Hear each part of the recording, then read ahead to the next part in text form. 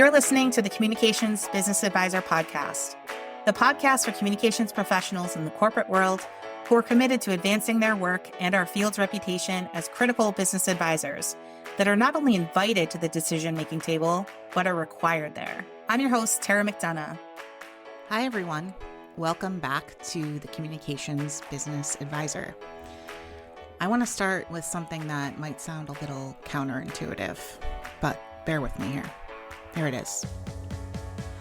Most communications leaders don't get stuck or don't plateau in their careers because they're underperforming. They get stuck because they're absolutely exceptional at being helpful. And over time, helpful becomes an invisible ceiling. Not dramatically. It's actually almost sneaky how it happens. You know, you'll tell me and you'll feel that you're respected, you're trusted, you're relied on. I hear this a lot. And I mean a lot. But you're also brought in just a little bit too late, consulted, but not quite early enough. You're in the room, but not shaping the options from the beginning. Heard, but decisions don't really shift because of your voice. If any of that feels familiar, this episode is going to land. Because I've been noticing a pattern in my work with communications leaders, both at that VP level and at that senior manager to director level. And the root of what I'm seeing isn't lack of talent. It's not issues of capability.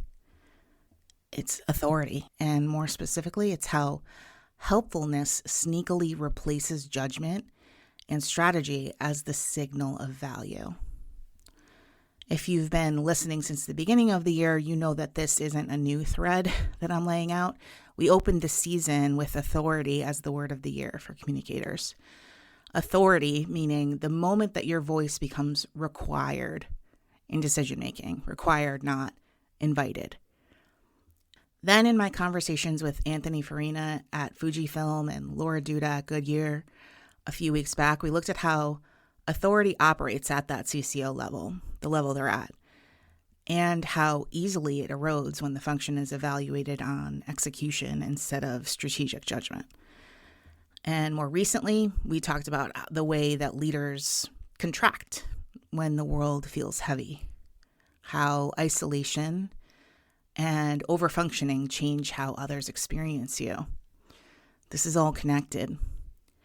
And the reason I want to dedicate an entire episode to this particular angle on authority and helpfulness is because when I posted about helpfulness being a ceiling for communicators over on LinkedIn, it took off. That told me something.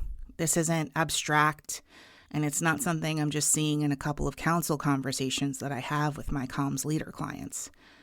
It struck a nerve. And when something strikes a nerve in this field, I pay attention because it usually means we're naming something that people have felt for a long time but haven't quite said before.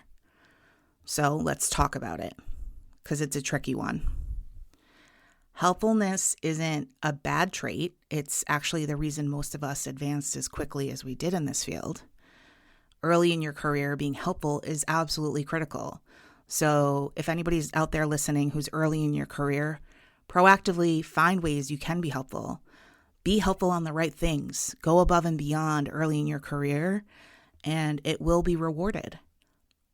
If you're helpful, you're responsive, proactive, you jump in, you fix things, you make other people look good, and that works. It builds trust. It builds reputation. It builds relationships. It builds momentum. And then those expectations about being helpful turn to stone.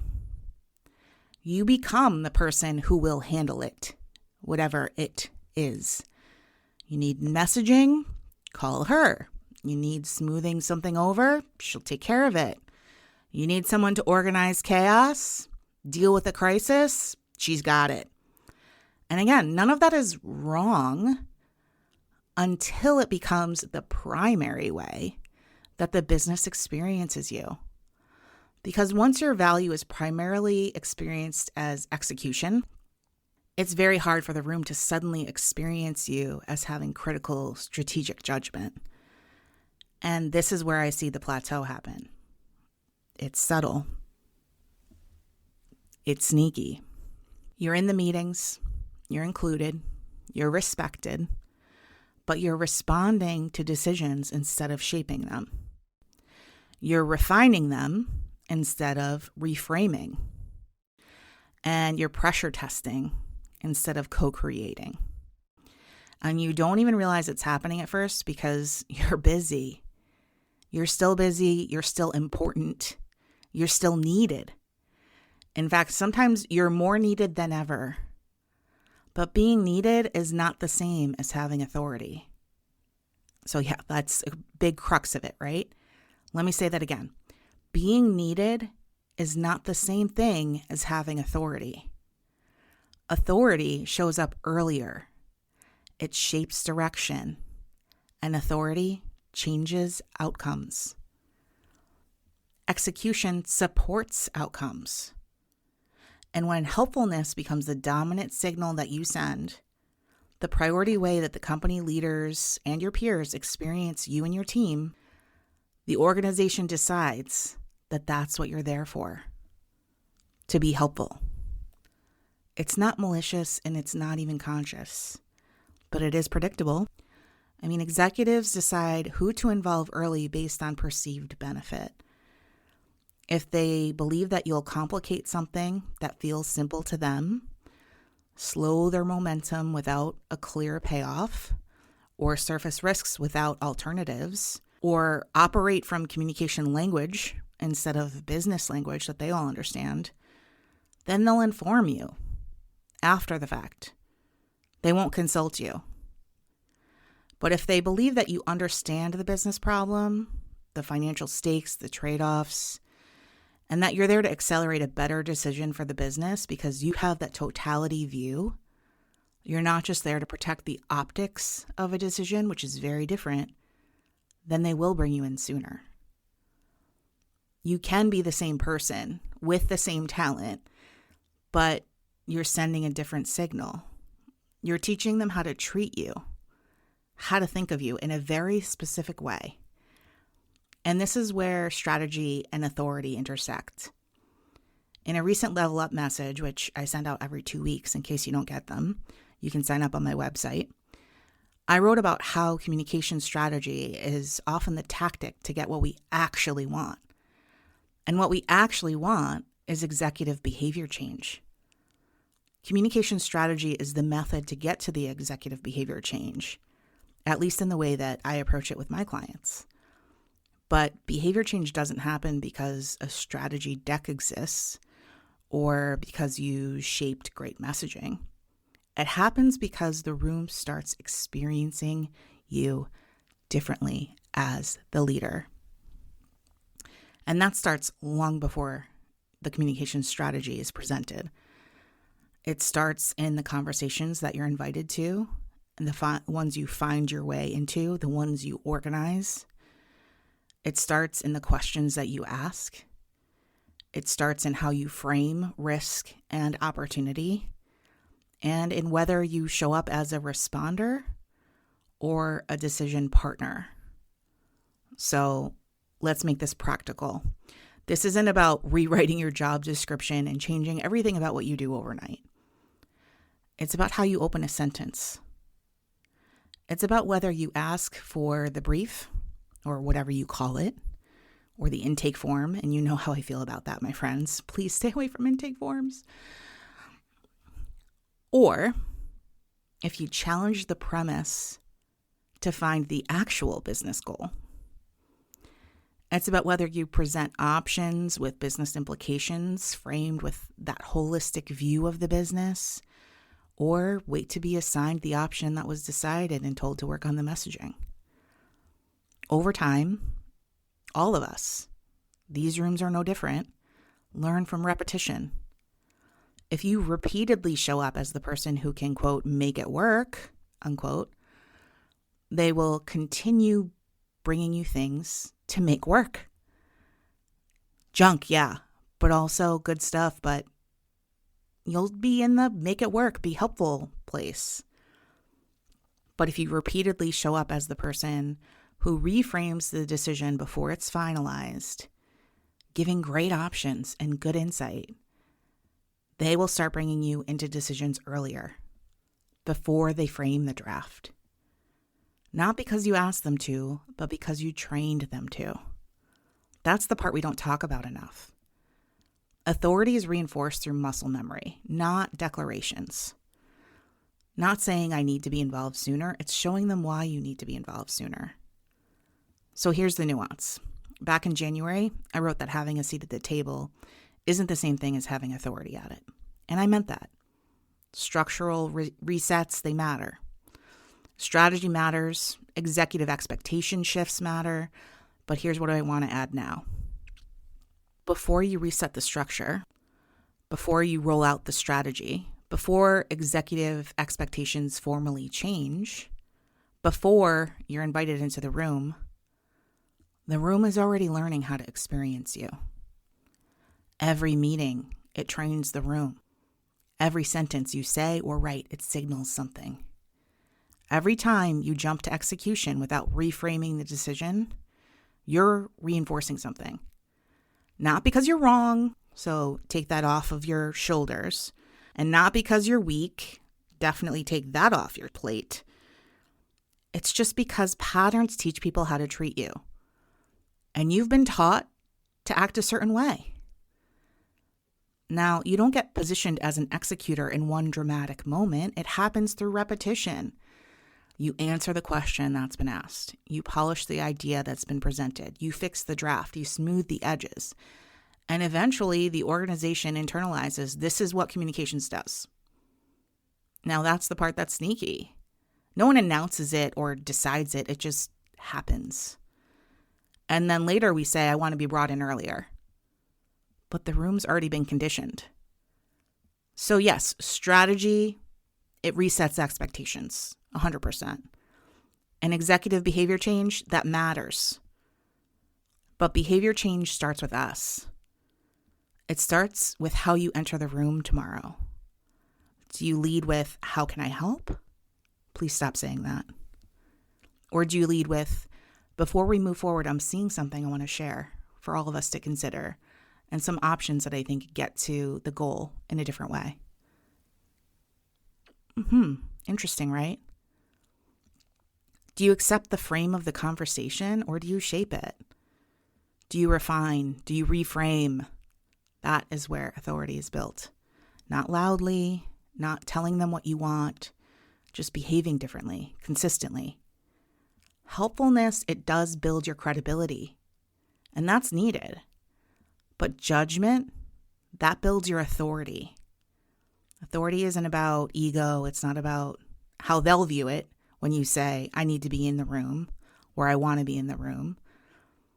It's about responsibility. It's about knowing that you have more to offer, and you just need to teach them how to treat you. Because this field does not need more messaging volume. We all know that, right? It needs more communicators whose judgment changes decisions. At some point in your career, you have to move from an executor to a strategist and advisor, not because it's expected of you, but because it feels frustrating and impossible to continue to grow, and because you know you can unlock another layer of capability and raise expectations for what this field can do for your company. And it's frustrating when you feel stuck in the same place that you were a few years back. Let's be real. Now, that transition from tactician to strategist and advisor, that's tough in any field. But when you're in a misunderstood and oversimplified field like communications, where people don't necessarily know to even expect that you should be advising, it can make the transition way more difficult. And that's all the more reason you need to seek help. Stop relying on your overachieving self to figure it out all alone. You don't have to. I mean, I've been you. I've done that before. I'm an ambitious overachiever, highly independent, but it's not how it works. You need some help. You need some thinking. You need some calibration to get you out of this systemic thinking, because guess what?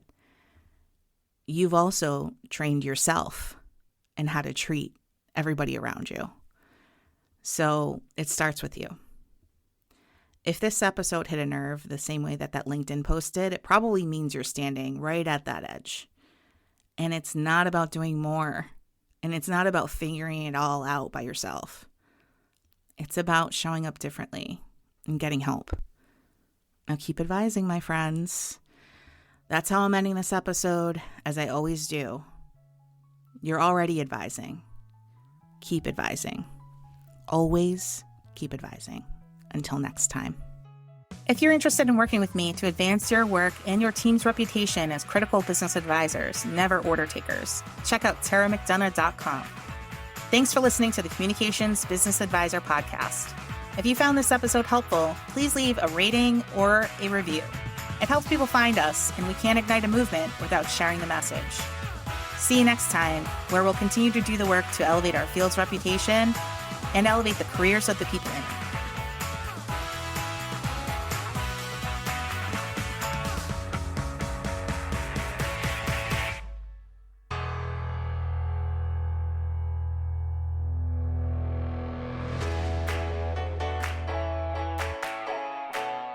I created Raise the Tide to help elevate our field and the women in it.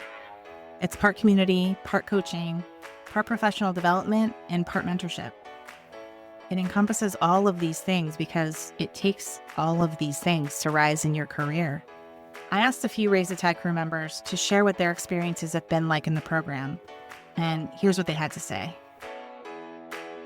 What would you tell someone who's interested in joining?